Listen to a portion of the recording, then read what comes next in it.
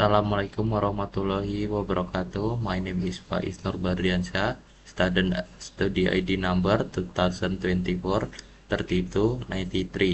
On this occasion, I would like to present my database system practicum assignment. In this presentation, I will explain the implementation of MySQL trigger in the sales transaction system and how they help automate transaction processing and maintain data consistency. The system uses a database called a DB penjual, which is consistent of a three main table: product, transaksi, and log stock. The product table stores product information such as a price and stock.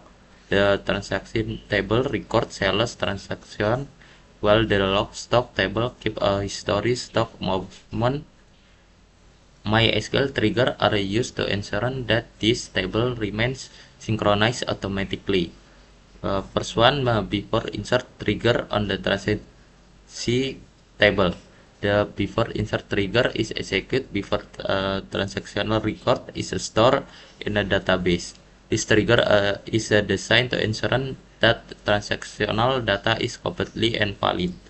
First, the trigger identifies the product price from the product table based on the product ID used in the transactional. If the transactional date is not proved, the system automatically fills it with the current date and the time.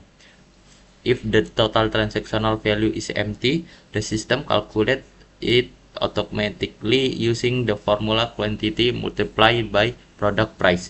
This process reduces calculation error and the insurance data accurately. The second one, after insert trigger on the transactional table. The after insert trigger is executed after the transactional has been successful saved.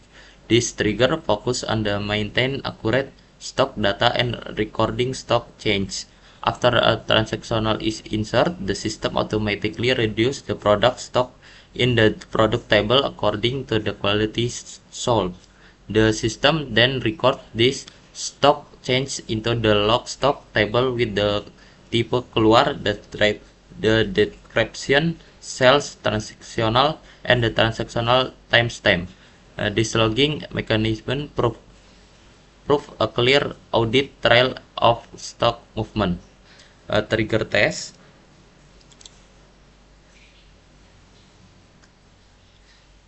Trigger test to a transactional was inserted without filling in the total and transactional date fields. This test was performed to verify whether the trigger could handle incompletely input data correctly.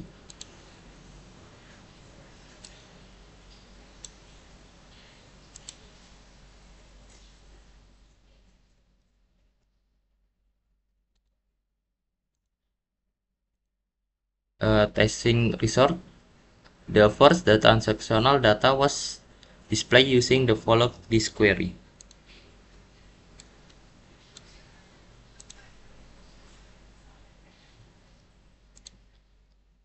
Next, the product stock was checked using this query.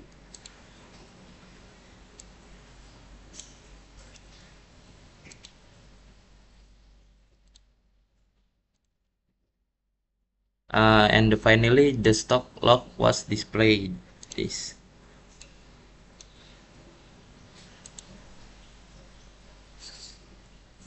That's all for me. Thanks for watching.